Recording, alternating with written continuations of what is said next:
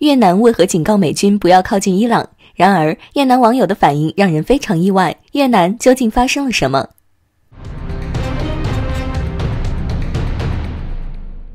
美军林肯号航母、B-52轰炸机都已部署到伊朗附近，美伊之间的大战似乎是一触即发。日前，越南方面发表了一篇关于美国和伊朗局势的文章，对美军发出了明确无误的警告。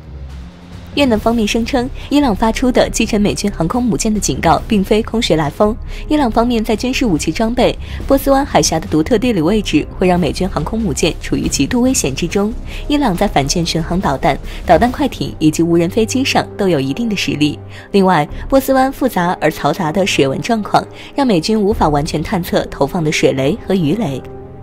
如果美军航母驶入距离伊朗海岸线500公里的范围，那么将面临来自伊朗海陆空3维的军事打击。美军林肯号航母战斗群近1万名海军官兵都可能葬身海底。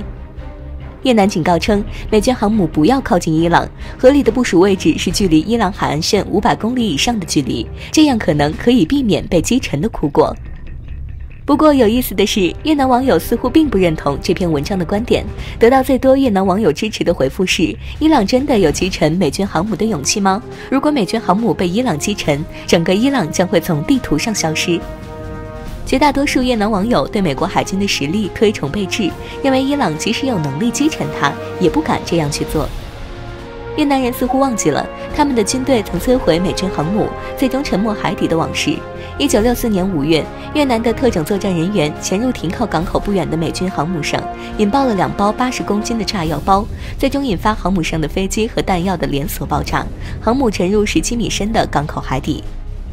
那个时候，越南海军并没有什么先进的反舰导弹，武器装备主要依靠外部的援助。但是美国在此后10年的越战之中，并没有将越南从地球上抹去，反而是美军最终灰溜溜地撤离越南。